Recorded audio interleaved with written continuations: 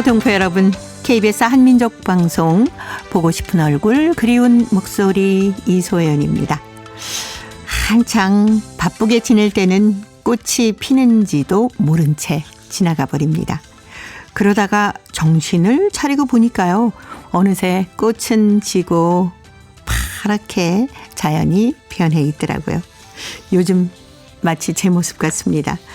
바쁘게 살다가 이제 산책도 좀 하고 친구도 만나야 되겠다라고 보니까 어느새 초여름으로 접어들었습니다.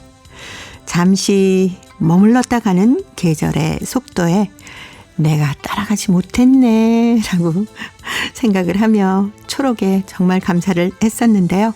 그 덕분에 아주 초록초록 예쁜 6월의 풍경도 바라볼 수 있고 여유롭게 사람들도 만날 수 있어서 참 좋은 것 같습니다. 어느새 6월도 중순이 넘어가고 있습니다. 이 싱그러운 6월의 자연 마음껏 즐기시기 바랍니다. 최성수입니다. 플립사랑.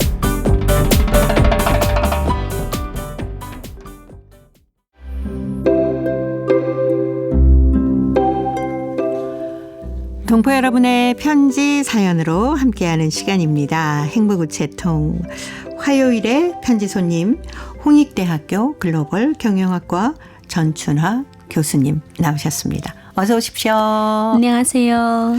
박사님 축하드립니다. 네, 감사합니다.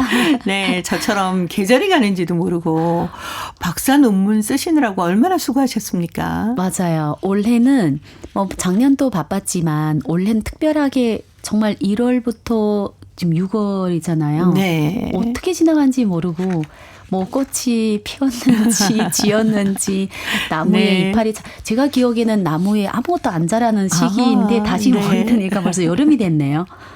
네.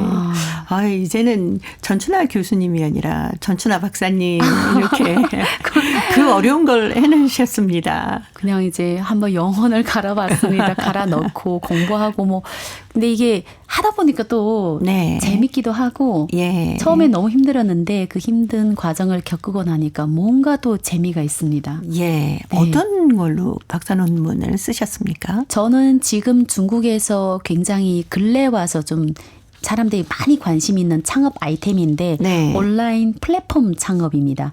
네, 온라인 플랫폼 창업을 전국 단위로 하는데 중국의 4개 직할시, 네. 4개 중국 4대 직할시에 그 온라인 플랫폼 창업 동기랑 예. 개인 역량 그리고 창업 환경 요인이 창업 행동에 어떤 영향을 미쳤는지 네. 그중에서 이제 사업 기업 포착을 가지고 있는 능력을 매개 효과를 한번 분석을 해봤죠. 굉장히 길고 이런 것도 연구하나 별거 다 한다 이런 사람도 있긴 하는데 네.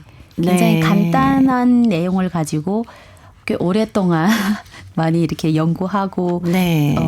선행 연구를 찾아보고 했는데 생각보다 재미있습니다. 네, 요즘은 온라인 시대 아닙니까? 맞습니다. 예. 그래서 그걸 조사하다 보니까 젊은 친구들이 우리는 네. 그냥 젊은 친구들이 온라인 창업을 한다. 그냥 이렇게 말만 하고 있는데 실제 설문조사 통해서 보니까 29살 전에 젊은 친구들이 46% 차지를 합니다. 온라인으로 네. 창업하는 것이. 그렇죠. 그리고 정부에서 하는 적극적으로 하는 이 창업 그 지원 정책이 얼마나 영향을 줬는지 네. 내가 하고 싶은 창업 동기가 돈 벌기 위한 창업 동기인가 봤더니 그거보다 비경제적 창업 동기가 더 많더라고요. 예. 어떤 성취감 경험을 네, 쌓기 위해서. 맞습니다. 네. 그래서 지금 그냥 평소에 내가 생각했던 거랑 실제 이렇게 연구해보면 다르니까 재밌기도 하고. 네. 네. 박사 논문 쓰시는 분들 얘기 들어보면 네. 그 논문을 쓰는 시간은 내가 아니다. 그렇죠. 라고 많이 얘기하시더라고요. 잠자는 시간, 일하는 시간 외에 이제 대중교통 타든 뭐 하든 계속 머리에서 맴돌고 있거든요. 그렇죠. 그러다 보니 어떤 때는 그리고 이제 저 같은 경우는 보통 이제 버스 타면 잠자잖아요. 네. 이 논문 쓸 때는 잠이 안 옵니다. 그래서 버스 덜컹덜컹 하는데 네. 그 와중에 그 작은 글을 보면서 오타 찾고 뭔가 이렇게 손에 네. 연구하고 거의 비슷할 겁니다. 그러니까 노숙자보다는 조금 괜찮게 하고 다니는. 네. 그래서 제가 아는 어떤 분도 박사 논문 쓸 때 너무 힘들어해서 밥 사주려고 갔거든요. 그랬더니 네. 거의 그냥 뭐 페인 수준으로 네. 나오죠. 머리는 찔끔 묶기만 하고 맞아요. 얼굴도 색깔이 별로 좋지도 않고 막 그래서 정신 차려서 밥도 좀 먹어가면서 그 원고 준비하고 논문을 써라라고 얘기했던 생각 나네요. 왜냐하면 모든 정신이 네, 그 논문에 팔리니까 있으니까. 내가 밥을 먹었는지 지금 낮인지 저녁인지 이걸 떠나서 그냥 거기서 약간만 나오면 또 집중이 안 돼요. 네. 이게 1시간 딴 거 하다가 여기 1시간 집중하다 이게 아니라 몇 시간씩 있어야 돼요. 제가 제일 많이 있는 시간 10시간. 네. 5시간 동안 물 안 먹고 화장실도 안 하고 계속 그것만 봤던 것 같습니다. 나중에 막 허리가 아픈 거, 허리 너무 아파가지고 왜 이러지 했더니 시간이 그렇죠. 오후가 다 지나가고. 네. 그날은 10시간, 그렇게 해서 10시간 앉아 있었던 것 같아요. 네. 근데 저도 사실 좀 게으른 편인데 막 24시간 앉아고 하는 분도 있다고 듣기는 했는데. 네. 그만큼 열중해서 박사 논문이 나오는 거 아니겠습니까? 아마 그래야 되지 않을까. 안 그러면 누구나 다 할 수 있겠죠. 자, 혹시 방송을 듣고 계시는 분들 중에 뭐 석사나 박사 논문을 쓰고자 하시는 분들 요렇게 좀 공부를 해보시면 좋습니다. 참고로 좀 하실 말씀 있으실까요? 제가 이제 이 논문을 쓰다 보니까 이전에 사람들 했던 논문들을 굉장히 많이 찾아보게 되거든요. 네. 그러나 평소에 내가 좀 어떤 학술적으로 관심이 있다면 논문을 좀 보는 능력을 키웠으면 좋겠습니다. 우리가 보통 보는 책이랑 네. 논문은 다르기 다르죠. 때문에 굉장히 글이 정교하거든요. 그래서 논문을 자주 보다가 내가 하는 일과 관심 있는 분야를 엮어서 보게 되면 왜냐하면 박사는 사실 졸업하게 되면 이 분야 일을 안 하면 너무 아까워요. 이 그렇죠. 많은 연구를 했기 네. 때문에. 그래서 될 수 있으면 박사 학위를 따기 위해서 하는 게 아니라 내 관심 있는 분야 거를 확장해서 내 일과 연관시켜서 보면 그다음부터는 글이 많이 보입니다. 네. 그래서 저도 초창기 때는 그렇게 못했다가 나중에 내 관심인 이거를 가지고 내가 뭐 할까 생각하니까 논문이 보이고 그럼 논문이 보면 시간 단축이 됩니다. 네. 왜냐하면 키워드를 바로 찾아내거든요. 네. 예. 그리고 뭐니 해도 선행에 글 썼던 사람 거를 많이 봐야 됩니다. 네. 뭐 수백 편은 당연한 거고 왜냐면 박사 논문 뒤에 보통 수백 편이 기록되어 있으니까 그렇죠. 그렇지만 기록 안 된 것도 많이 봤으니까 제가 볼 때 500~600건은 충분히 다 봐야 되지 않을까. 근데 보니까 그거보다 더 많이 봐야 됩니다. 그리고 네. 제일 중요한 건 엉덩이를 의자에 붙이는 습관. 네. 1시간 안에 네. 많이 들락날락 일어나면 안 되고 그냥 그렇죠. 이렇게 꾸준히. 네. 네. 그리고 자기 혼자의 연구 시간이기 때문에 핸드폰이나 모든 나를 간섭할 수 있는 거 싹 다 치우는 것도 중요합니다. 네. 네. 인생을 어떻게 하면 좀 더 멋지게 살아갈 수 있나 하는 방법하고 거의 비슷하네요. 맞습니다. 그리고 네. 또 나이 조금 있잖아요. 봐서 네. 보면 더 좋아요. 그 나이 되면 이제 버리는 시간이 되는데 이참에 한번 많이 버릴 수가 있어요. 네. 다시 한번 축하드립니다. 감사합니다. 예. 자, 이제 행복우체통 열어보겠습니다. 먼저 중국 길림성 연길시 리인화 씨 자랑하고 싶은 형님이란 글을 보내오셨는데요. 제가 먼저 소개하겠습니다. 옛말에 집안에는 여자가 잘 들어와야 한다는 말이 있다. 여자가 잘 들어와야 집안이 평온하다는 말이다.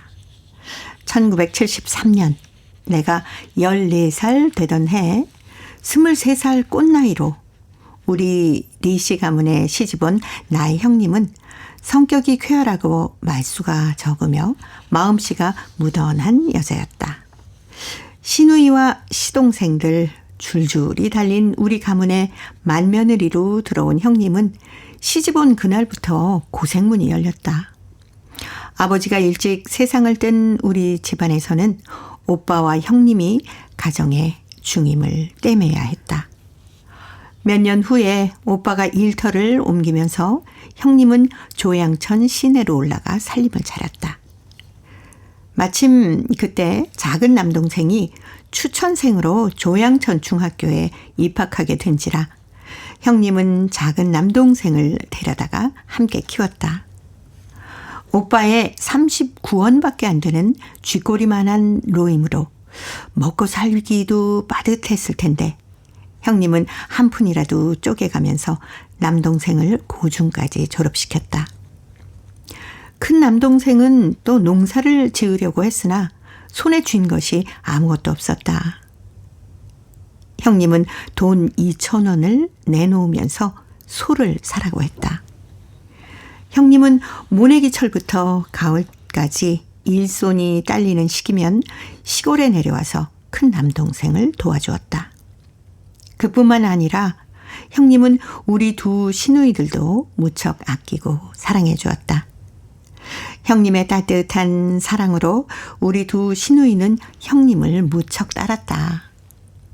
언제 한번 시누이와 올케지간에 눈흘김 한번 해본 적이 없다. 형님이 우리 가문에 시집 온 지 50년이란 세월이 흘렀건만 지금까지도 서로 아끼고 사랑하면서 화목하게 지내고 있다. 내가 결혼을 할 때는 혼수품으로 신부 쪽에서는 옷장을 해갔다. 나는 어머니와 오빠가 앓으면서 병원비가 적지 않게 들어간 걸 잘 알기에 장롱을 하겠다고 고집을 부렸다. 하지만 형님은 기어코 큰 괴짝을 장만해 주었다. 나는 형님 덕분에 남들 못지않은 결혼식도 올릴 수 있었다. 마음씨 곱고 성격 좋은 형님 덕에 우리 가정은 해마다 촌의 문명 가정으로 선정이 되었고 어머니는 자식들을 다 출가시킨 후에 오빠네 집에서 함께 살았다. 어머니가 73세 되던 해 자궁암 진단을 받았는데 3개월 동안 병석에서 일어나지 못했다. 어머니가 병석에 누워 일어나지 못하는 동안 매일과 같이 대소변을 받아내고 큰 비가 억수로 쏟아지는 날에도 똥기저귀 씻으러 강변으로 나가곤 하셨다. 결혼을 한 후에도 나는 형님의 도움을 많이 받았다. 농번기가 되면은 형님은 우리 집에 와서 일손을 도와주었다. 어머니가 돌아가신 후 자식들을 시집장가 보내고 손군들까지 다 키워내고 이젠 두 내외가 여생을 즐길 수도 있으련만 평생 잔일로 굳어온 몸이라 한시도 쉬지 않고 일을 찾아 한다. 운동 삼아 자풀이 우거진 공터에 가서 밭을 일구어서 두 짐도 넘는 밭에 옥수수와 콩, 채소들을 심어서 알뜰하게 갖고서는 우리 시누이들에게도 보내준다. 시집 와서 시부모, 시누이, 시동생들 뒷바라지까지 하시면서도 평생 한번 불평 안 하시던 우리 형님. 평생 고생만 한 우리 형님이 만년을 쭉 행복하고 건강하게 보내길 바랍니다. 라는 글이었습니다. 리인화 씨, 이런 형님 계실까요? 그러니까요. 전 이거 영화 한 편을 보는 것 같고 은시울이 코팅이 막 시큰해지죠. 그러니까요. 근데 그 보면 어머니 세대 분들이 정말 마음씨 고운 분들이 동네마다 있습니다. 그렇죠. 그리고 이게 사실 처음부터 뭐 내가 마음씨 곱다 이런 개념보다는 그냥 이런 집안에 왔으니까 난 이런 집안 형편에 맞게 자기 최선을 다하는 어머님들이 있었거든요. 근데 또 이렇게 글로 이렇게 표현을 하니까 이런 형님이 요즘은 사실 뭐 갈등 드라마를 하도 많이 봐가지고 말도 안 되는 그런 걸로 서로 삐지고 이렇게 하는데 여기는 다 이런 문장을 많이 읽어줘야 될 것 같습니다. 그렇죠. 아니 시집 와서 얼마 안 돼서 이 시동생 데려다 공부까지 시키고 그렇죠. 큰 남동생은 또 소를 사주기도 하고 시누이들한테도 이렇게 잘할 수가 있나요? 저는 읽으면서도 형님이 아니라 어머님 얘기를 잘못 썼나 할 정도로 정말 맏며느리의 어떤 대표적인 모습. 그렇죠. 그리고 이제 정말 맏며느리 중에서도 어머니 같은 맏며느리, 마음씨가 이렇게 고운 맏며느리. 근데 이분은 진짜 이 집에 헌신을 하고 뭐 전생에 나라를 구했나 이런 좋은 맏며느리 맞으신데. 네. 네. 남편도 너무 좋겠죠. 그렇지 그렇죠. 않을까요? 네. 우리 중국 동포들이 이런 역할을 하시는 분들이 꽤 많으신 많습니다. 것 같아요. 특별히 북방에 있는 중국 동포 여성분들은 네. 생활력도 너무 강하고 어려운 환경에서 역경에서 딛고 일어나는 이 힘들이 너무 강하기 때문에 저희 어머님만 봐도 저는 어릴 때 우리 집 식구도 5명인데 항상 조카분들, 근데 한테는 네, 맞아요. 언니분들, 오빠분들 네. 집에 와서 밥 먹고 고모네 집에 언니는 진짜 한 6년을 집에서 계속 같이 살았던 것 같아요. 예. 그러니까 우리가 도시에 중학교가 있기 때문에 학교를 와서 기숙사 생활하기가 좀 어렵잖아요. 그 우리 집에서 사는 거예요. 그렇죠. 근데 저는 어릴 때 마냥 좋았어. 어리니까 집에 북적북적 좋잖아요. 근데 지금 생각하면 네. 어머니 입장에서는 상당히 피곤했을 건데 근데 뭐 계속 손 놀지 않아요. 그렇죠. 네. 그래서 네. 많이 늙었어요. 사실. 그러나 뭐 그 친척들 때문에 아니라 부지런해요. 그렇죠. 너무 부지런해. 잠시도 쉬지 네, 않으시잖아요. 맞아요. 뭔가 보고 있어도 손은 뭐 뜨개를 하고. 근데 요즘은 이런 분들 찾기가 힘들죠. 네. 이렇게 평생을 정말 가족을 위해서 헌신하신 거 아닙니까? 이제는 우리 인화 씨 얘기처럼 이제는 형님이 건강하고 즐겁게 여생을 마쳤으면 좋겠다라고 하셨는데 본인의 건강도 좀 돌보시면서 즐겁게 여행도 좀 다니시고 네. 그러면서 생활하시기 바랍니다. 이게 습관처럼 계속 일만 하지 말고 네. 자기를 좀 사랑했으면 하는 바람입니다. 예. 지금은 이제 뭐 손군들 돌보는 일도 거의 끝났을 것 같으니까 자신을 위해서 행복한 시간 만들어 보시기 바랍니다. 이명웅의 노래입니다. 이제 나만 믿어요.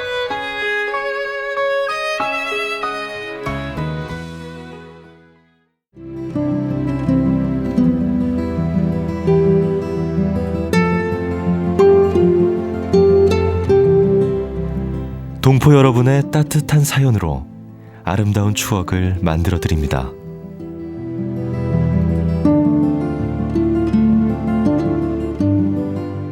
보내실 곳은 대한민국 서울특별시 영등포구 여의공원로 13 KBS 한민족방송 보고 싶은 얼굴 그리운 목소리 담당자 앞이고요. 인터넷 주소도 알려드립니다. KBS 홈페이지 www.kbs.co.kr에 접속하신 다음 라디오, 한민족방송, 보고 싶은 얼굴 그리운 목소리를 순서대로 클릭하신 다음 청취자 참여 코너에 글을 남기시면 됩니다.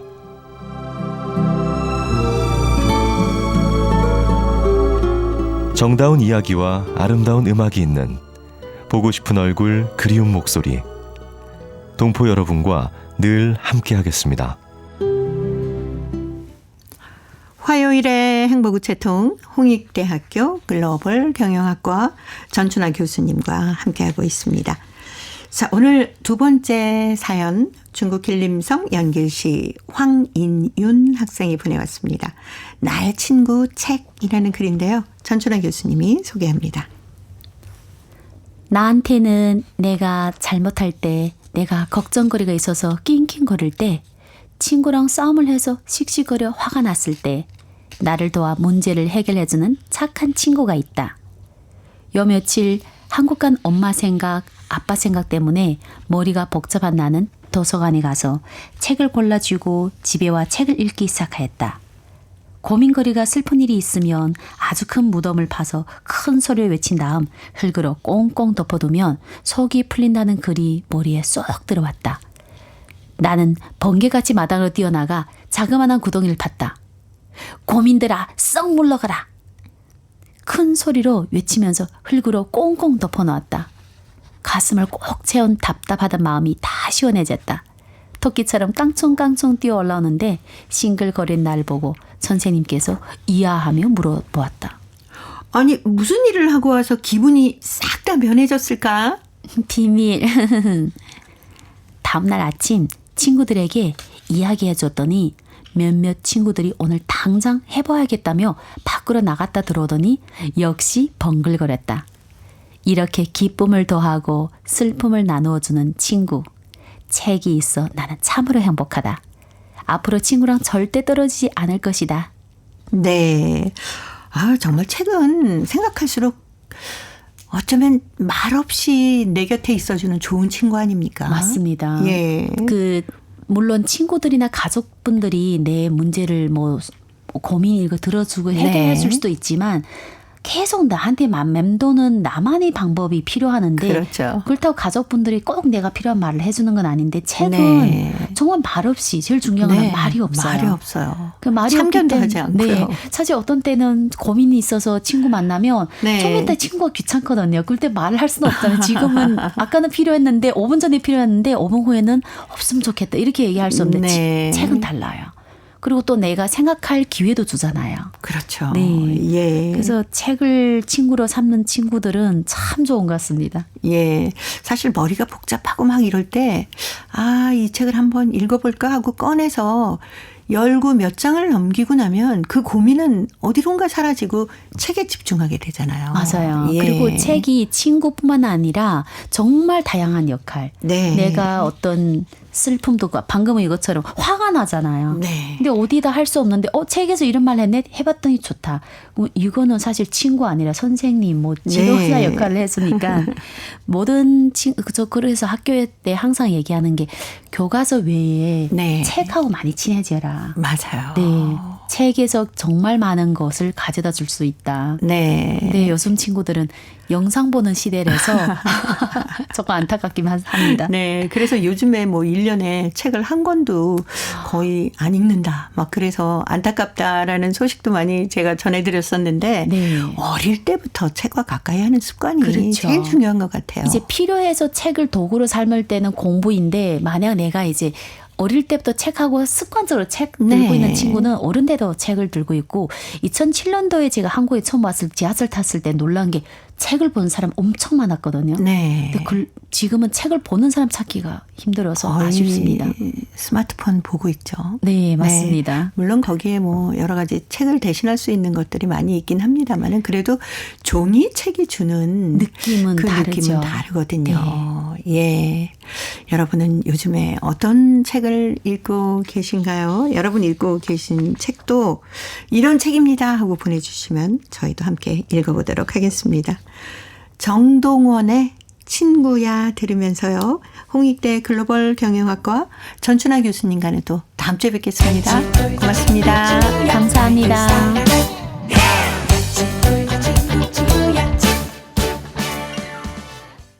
KBS 한민족 방송 보고 싶은 얼굴 그리운 목소리 듣고 계십니다.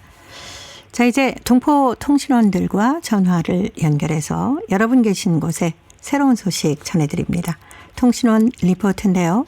오늘은 중앙아시아 카자흐스탄 그리고 러시아 사할린 지역의 소식 준비했습니다. 먼저 카자흐스탄의 김상욱 통신원 만나보겠습니다. 김상욱 통신원 안녕하세요. 예, 안녕하세요. 알마티입니다. 네, 반갑습니다. 네, 반갑습니다. 한국의 사바나 미술관이 카자흐스탄과 예술 입은 한복 교류전을 개최했다고 하는데 자세한 소식 전해주세요. 네, 한국의 사바나 미술관이 한국 미술관 최초로 카자흐스탄에서 예술 입은 한복 전시를 개최했습니다. 이 전시는요, 한국의 문화유산인 한복에 담긴 문양, 색상, 그리고 형태, 도안, 그리고 소재 등 전통 문화의 요소를 회화, 입체, 설치, 영상 등의 다양한 매체와 기법을 통해서 현대미술가의 시각으로 재조명한 것입니다.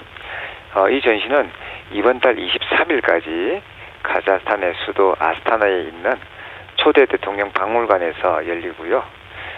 한국 작가 12명이 작품 35점을 내놓고 선보입니다. 이명옥 사비나 미술관장은 이번 전시로 서로의 문화예술에 대해 이해하고 문화교류를 정진하는 계기가 됐다면서 앞으로도 지속가능한 문화적 관계를 구축하고 문화의 새로운 장을 열겠다라고 말을 했습니다. 예. 그리고 우리나라 기업이 카자흐스탄에 가전제품 생산 공장을 설립할 예정이라면서요? 예, 국내의 한 가전기업이 카자흐스탄 정부와 TV 및 세탁기 생산을 위한 현지 공장 설립 협상을 진행 중이라고 지난달 28일 카자흐스탄 현지 언론들이 보도를 했습니다. 카나트 샤를라파예프 카자흐스탄 산업 및 건설부 장관은 현재 협상을 진행 중이며 양측은 현지 생산에 관심을 가지고 있다고 이것을 공식적으로 밝혔습니다. 협상이 성공적으로 마무리되면 카자흐스탄에서 한국의 TV와 또 세탁기를 생산하게 됩니다. 카자흐스탄 정부는 이를 통해서 가전제품 생산량을 늘리고 또 경제 성장을 촉진할 것으로 기대하고 있습니다. 하지만 협상 과정에서 이제 여러 변수가 발생할 수 있으며 또 양측이 언제 합의에 이르지는 아직까지는 좀 불확실한 상황입니다.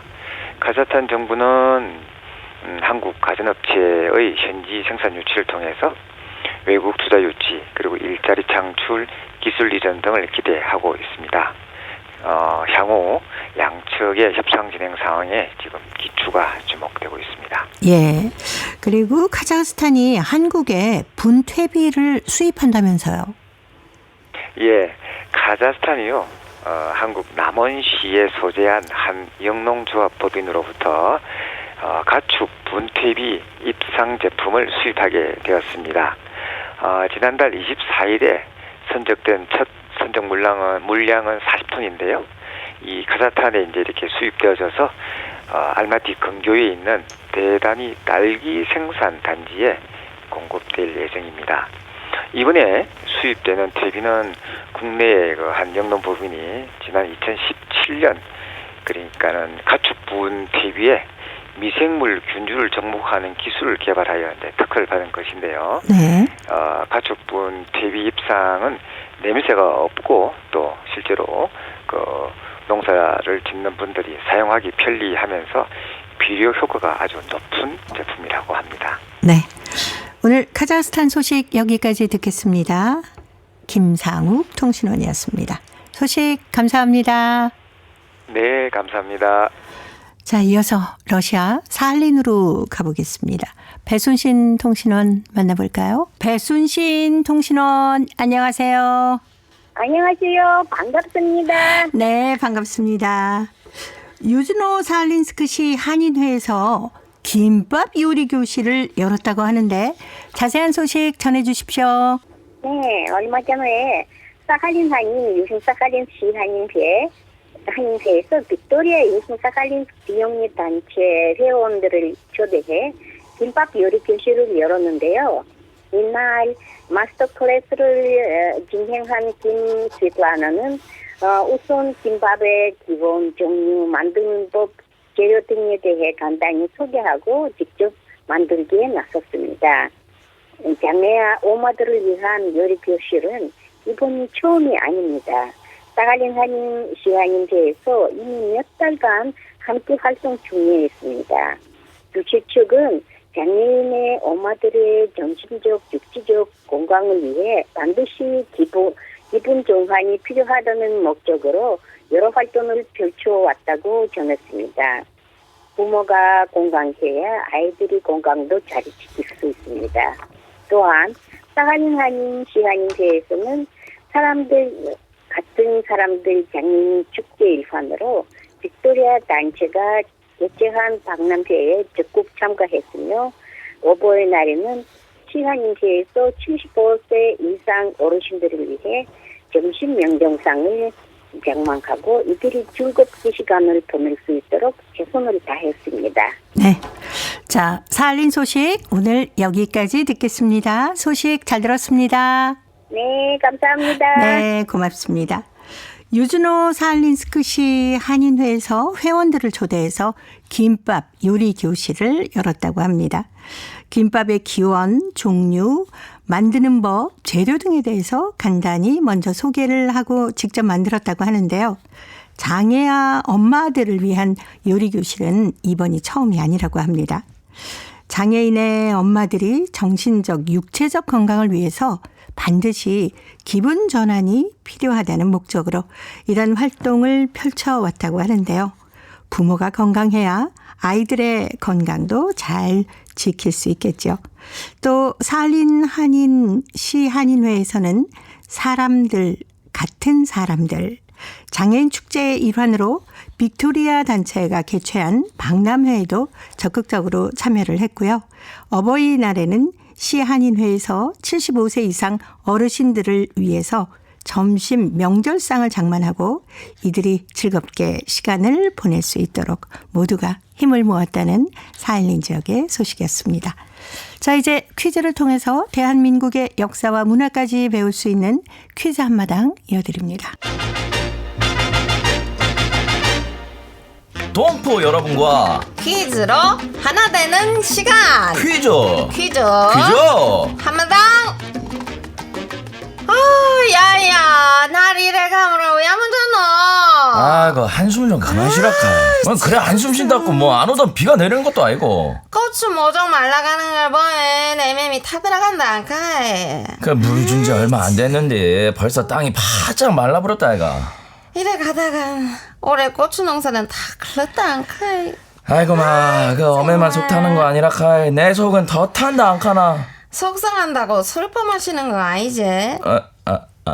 아니라 아이고 하늘도 무심치 와 이리 비를 안 내려주는겨. 그 속 시끄러운데 그만 좀 하이소. 아이고 비나이다 천지신명께 비나이다. 어메 비나이다. 뭘 또 비는겨? 비오라고 이거 지내는 거 안 보이나? 나 차 돌아버렸네. 빌 거면 제대로 빌어야지. 물 한 잔 갖고 되나? 신소리 그만 안 하나? 어메 고사떡에 돼지 머리라도 올려야 하는 거 아닌겨? 치성은 정성인기라. 뭐라도 바치고 정성을 들여야지. 맨입으로 빌면 누가 들어주노? 부정 타니까 그만 좀 나불거려 그만 가. 내가 아직도 안 주라노? 끄떡하면 나한테 화풀이하게. 비나이다 천지신명께 비나이다. 천엄 입 좀 다물게 해주시고 네, 이걸? 빨리 비 좀 내리게 해주소서. 비나이다 우리 어메 잔소리 좀 그만하게. 비나이다. 야야 장난 그만 치고 제대로 빌라가. 하나 둘 셋. 비나이다 천지신명께 비나이다. 비가 빨리 내리게 해주소서. 가모르가 비가 안 내리가 어머니와 아들이 같이 이거 죄를 지내고 있네요.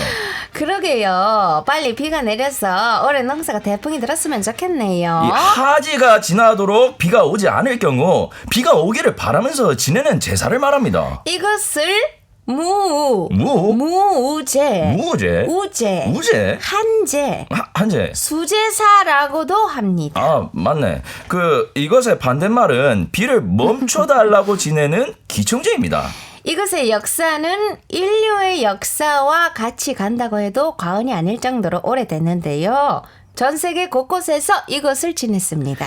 예전에는 비가 오지 않으면 이 농사를 제대로 지을 수가 없어가 이 비가 굉장히 중요했다 않습니까? 우리나라에서는 환웅이 하늘에서 내려올 때 천부인과 함께 내려온 세 분의 신 가운데 비를 관장하는 우사가 있었는데요. 삼국사기 곳곳에는 비가 내리지 않았을 때 왕이 몸소 이것을 지내 비를 내리게 했다는 기록이 남아 있습니다. 고려시대와 조선시대에도 이것을 지냈는데 왕실은 물론이고 각 고을이나 각 마을마다 이것을 지냈습니다. 한반도에서는 이것을 지낼 때 재물을 올려놓고 지내기도 하고 끝에 마을 사람들이 다 모여서 떡먼지가 나도록 뛰어놀거나 강강술래를 하기도 했습니다. 네, 이것을 지낸 뒤에 비가 내리면 신령에게 감사하는 뜻으로 다시 제사를 지내기도 했습니다. 자, 여기서 문제 나갑니다. 가뭄이 들었을 때 비가 내리기를 기원하면서 제사를 지내는 것을 말합니다. 특히 하지가 지나도록 비가 오지 않아 가뭄 때 비가 내리기를 바라면서 이것을 지내는데요. 이것은 무엇일까요? 자, 보기 드립니다. 1번. 기도해. 2번. 기우제. 3번. 기상청. 정답을 보내주신 분 가운데 일주일에 한 번 추첨해서 소정의 상금이나 상품을 보내드립니다. 퀴즈 한마당 지금까지 성우 이현주 최현지였습니다. 감사합니다. 네, 예전에는 이것을 많이 지냈다고 하죠. 점차 기술이 발전하면서 물을 가두어둘 수 있는 저수지도 만들고요. 댐도 만들어서 수시로 물을 사용할 수 있게 되면서 이것을 거의 안 지냈습니다. 그래도 비가 계속 안 와서 가뭄이 들면은 비가 오기를 바라는 간절한 마음만은 예나 지금이나 참 다르지 않은 것 같습니다. 동포 여러분 계신 곳에서도 이것을 지내셨던 기억이 있나요? 비가 안 오면 어떻게 하셨는지, 이것이나 비에 얽힌 추억이 있으면 저희 행복우체통으로 사연 보내주십시오. 정답은 KBS 홈페이지에 접속하신 다음에 라디오 한민족방송 보고 싶은 얼굴 그리운 목소리를 순서대로 누르시면은 청취자 참여란이 있습니다. 여기에 정답도 보내주시고 또 행복우체통에 사연도 많이 보내주세요. KBS 콩으로 정답을 보내실 때 잊지 마시고 연락처 꼭 남겨주십시오. 여러분의 많은 참여 기다리고 있습니다.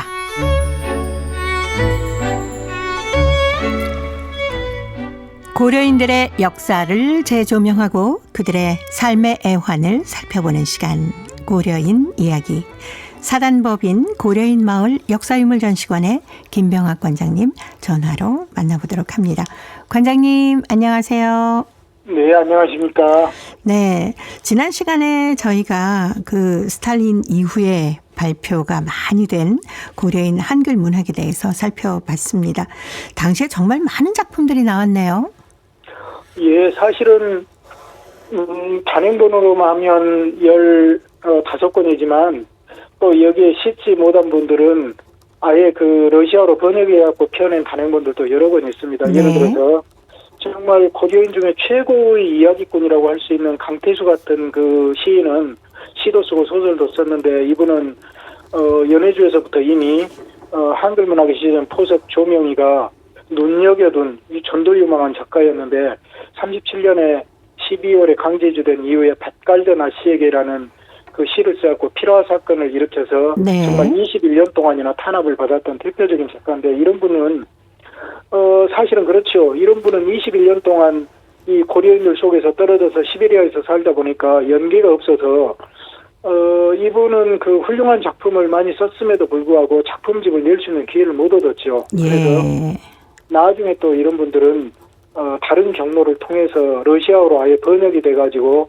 번역된 작품을 내기도 했고 또 그 외에도 사실 신문에는 이것에 비할 수 없는 정말 많은 작품들이 실렸죠. 그런데 그 중에 이제 출판할 수 있는 환경과 이렇게 그 적절히 맞물리거나 또는 그쪽에 어떤 영향력을 행사할 수 있거나 어떻게든 그 연결이 됐던 분들이 작품 단행본을 낼 수 있었고 나머지 분들은 이제 신문에만 작품을 이렇게 발표하고 마는 걸로 이렇게 끝났지요. 그런데 그 이후에 소련이 개방되면서 한국에서도 이러한 작가들 단행본들은 또 여러 번 나왔습니다. 그때 소원을 못 푸신 분들은 그래도 한국에서 이렇게 단행본으로 나옴으로 인해서 고려인들의 한글 문학 그 단행본들은 더 풍부하게 됐지요.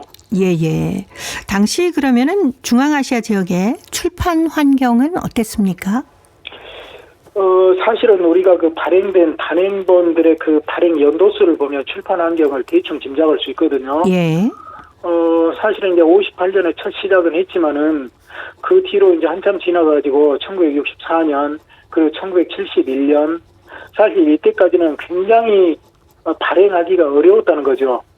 그리고 또 하나는 이때 발행이 어려웠던 것은 전체적으로 어려웠기도 했지만은 고려인들이 소련의 작가동맹 그러니까 우리식으로 하면 작가협회라고 해야 되겠죠. 그 협회의 회원으로 가입을 해서 어느 정도 영향력을 행사할 수 있어야 작품집을 낼 수 있거든요. 네. 그런데 고려인은 워낙 소수민족이고 또 거기서 한글로만 작품을 하니까 그쪽 주류 계통에서는 알아주지도 않지요. 그렇기 때문에 거기서 인정을 못 받기 때문에 그 작가 동맹의 그 작품집을 발행할 수 있는 어떠한 그 뭐랄까요 비용 네네. 이런 것들이 책정돼 있었음에도 불구하고 우리가 그것을 활용을 할 수가 없었던 거죠. 그런데 예. 71년 그 이후에는 이제 계속 되면서 이 김준 작가 같은 경우가 카자흐스탄 작가 동맹 고려인 분과장 이렇게 분과장을 맡으면서 영향력을 행사할 수 있게 되니까 이제 작품집을 발행하고 이런 기회가 점점 늘었습니다. 그래서 70년대 이후부터는 조금 꾸준히 네. 그래도 2, 3년 간격으로 또는 1, 2년 간격으로 작품집을 단행본을 낼 수가 있었죠. 예. 사실 그 당시에 작가들의 형편도 넉넉하지 못했을 텐데 출판 비용은 어떻게 마련을 했을까요? 당연히 작가들은 넉넉하지 못하니까 이분들이 전업작가로 활동을 못하고 네. 신문사에 이렇게 기자로 안 그러면 다른 생업에 종사하면서 작품을 이렇게 쓸 수밖에 없었죠. 그래서 어찌 보면 참 대야 소설이나 이런 큰 작품은 쓰기가 어려웠고 예. 그래서 짤막한 중편이나 또 여러 가지 장르를 다 아우르는 작품을 썼는데 이분들은 또 굉장히 자기들의 어떤 작품집을 내고 싶어서 굉장히 많은 그 노력을 기울였습니다. 그래서 신문사에 자기들의 그 작품을 모아서 이렇게 보내주면서 이렇게 굉장히 청탁도 많이 하고 예. 단행본을 이렇게 발행해달라는 요청도 많이 하고 했는데 그게 그 꿈이 이루어질 수가 없었죠. 왜 그러냐면 이 작가 동맹에서 작품집을 발행할 수 있는 그 예산을 세우는데 거기에서 고려인이라는 소수민족에 해당되는 것은 사실은 뭐 없기도 하고 있더라도 너무 적기 때문에 그 속에서 부득불 경쟁은 치열해지고 또 그러다 보니까 굉장히 어떤 운이 좋거나 어찌에 대해서 선택된 사람들만 작품집을 낼 수 있었던 그러한 경우였습니다. 그래서 뭐 개인이 이렇게 돈을 내서 당시에 발행했던 것은 아니고요. 네. 이 당시 발간된 고려인 한글 문학 작품을 주도적으로 출판한 분이 계시다고 하는데 그분은 어떤 분이신가요? 예, 이제 주도적으로 출판을 했던 분이 초기에는 이제 그 김준 작가가 70년대에 한글 소련 작가동맹 카자흐스탄에서 고려인 분과장을 역임하면서 몇 권을 냈지요. 그런데 이분은 냈는데 이제 당신 작품을 몇 권을 많이 냈기 때문에 좀 그분이 좀 비난도 받았습니다. 왜 그러냐면 15만 원 사건에 자기의 그 시집도 내고 이런저런 경우가 있었죠. 그런데 그 뒤로 이제 고려인 2세대 그 극작가고 소설가인 한진 작가가 나중에 조선어 분과위원장을 맡으면서 네. 그분이 굉장히 그쪽에 교섭 능력이 탁월했던 것 같아요. 그래서 그분이 주도적으로 나서서 그분이 있던 기간에 굉장히 많은 한글문학 단행본이 나왔는데 예. 지금까지 15권의 단행본 중에서 이분이 조선어 분과 분과장으로 있으면서 5권의 작품집을 불과 몇 년 사이에 냈고요. 다른 분들은 30년 사이에 띄엄띄엄 냈던 것을 이분은 불과 4, 5년 사이에 이렇게 다 냈으면서도 그 뒤로도 이분은 얼마든지 그쪽하고 조선을 해가지고 더 작품을 내고 싶었는데 이제 작품을 쓸 사람이 없었기 때문에 사실은 90년에 끝이 났던 거죠. 예. 이런 경우에서 한진 작가는 굉장히 개인 작가로도 탁월했지만은 한글문학 전체의 발전을 위해서 크게 이렇게 공헌한 분이라고 이야기를 할 수 있겠습니다. 예. 한진 작가는 제가 알기는 극작가로 알고 있는데 어떻게 해서 이렇게 단행본 편찬을 주도할 수 있었을까요? 이분은 이제 그러죠. 희곡 작가죠. 그런데 희곡 작가인데 이분은 소설가이기도 합니다. 소설 작품도 훌륭한 소설들 많이 썼거든요. 네. 그래서 이분은 극작가면서도 뭐 소설가고 또 그게 문학의 장르가 그러기 때문에 그 중에서 활동 역량이 있고 작품성이 뛰어난 분들 중에서 이제 작가 동맹에 가입을 해가지고 또 경우에 따라서 영향력이 있으면 조선어 분과장도 맡기도 그랬거든요. 그래서 한진 작가는 제가 봐서 자연스럽게 이분은 작품 활동도 훌륭히 하고 있고 또 작가 동맹에 가입을 해가지고 조선어 분과장을 맡으면서 이분은 어떻게 하든 한글 문학, 이 한글 문학을 거기에서 발전시키려고 많은 노력을 하셨습니다. 그 과정에서 이분이 그 작품집이나 신문에 한글 문학의 미래에 대해서 대단히 우려하면서 이러한 그 미래를 고민하면서 쓴 글들도 있고 이런 걸로 보면 어떻게 하든 중앙아시아에서 한글 문학이 사라지지 않게 하도록 이렇게 이분은 그 노력을 하셨어요. 그런 의지가 있었기 때문에 네. 아무리 이런 여건이 주어졌다고 해도 의지가 없으면 나오지 않거든요. 그런데 이분은 그런 의지가 있었기 때문에 불과 짧은 기간에 다른 수많은 작가들이 했던 것을 단기간에 이렇게 해낼 수 있었던 거라고 볼 수 있습니다. 예. 아무래도 당시에 이렇게 책을 내신 분들은 그 시대의 고려인 문학을 대표하는 작가들이었겠죠? 당연히 대표하는 분이 아니면은 네. 경쟁이 치열했기 때문에 받아주지도 않았고요. 또 당시에 지금 뭐 제가 수집한 이 당시 작가들이 그 신문사나 또 뭐 한진 작가나 이런 작가들과 주고가 된 편지들 보면 네. 굉장히 그 섭섭해하는 이런 편지들이 있습니다. 왜 그러냐면 왜 나도 지금 기다리고 있고 작품을 다 보냈고 내 작품이 꼭 올해는 책이 나왔으면 쓰겠다. 그런데 왜 아직 소식도 없느냐 이런 편지들도 있거든요. 네. 그만큼 이 사실은 이 단행본을 발행하기는 못했지만은 이렇게 그 뛰어난 이 작가들도 있었고요. 그러한 상황 속에서 참 이러한 많은 기회가 주어지지 못했던 게 참 그분들께 죄송하고 아쉬울 뿐이죠. 예. 자, 고려인 이야기. 오늘은 고려인 한글 문학 작품과 작가들 그리고 책 출판에 관한 얘기 나눠봤습니다. 지금까지 사단법인 고려인 마을 역사유물 전시관의 김병학 관장님이었습니다. 다음 주에 또 뵙겠습니다. 네, 감사합니다. 네, 고맙습니다. 송창식이 불러주는 가나다라 들으면서 저도 인사드립니다. 함께해 주신 동포 여러분 고맙습니다.